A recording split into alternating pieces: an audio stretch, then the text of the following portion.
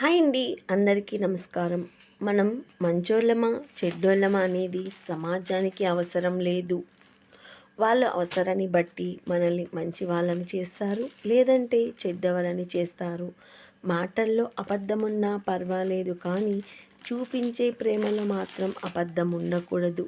తప్పు చేసి కూడా నిజాయితీగా చెలమని అవుతున్న వారి కంటే ఏ తప్పు చేయకపోయినా నిజాయితీ నిరూపించుకోలేక తప్పుడు మనుషులుగా ముద్రపడి వాళ్ళే ఈ సమాజంలో ఎక్కువ మంది ఉన్నారు. మనసు లేని మనుషుల కోసం ఆలోచించడం, సముద్రంలో సూది పడేసి వెతకడం రెండూ పిచ్చితనమే అవుతుంది.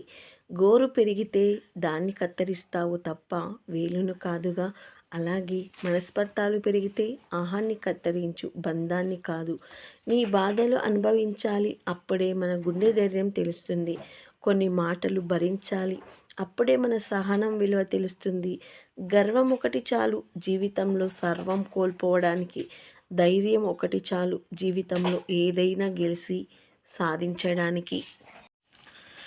మంచివారితో మంచిగా ఉండండి, కానీ చెడ్డవారితో చెడ్డగా ఉండకండి. ఎందుకంటే వజ్రాన్ని వజ్రంతో కొయ్యవచ్చు, కానీ బురదని బురదతో కడగలేం. వెనక్కి వెళ్ళి మీ గతాన్ని మార్చుకోలేకపోవచ్చు, కానీ ముందుకు వెళ్ళి నీ భవిష్యత్తును మార్చుకోవచ్చు. 100 నియమాలు పాటిస్తూ పూజించడం కంటే పవిత్రమైన మనసుతో ఒక్క దండం పెట్టినా చాలు.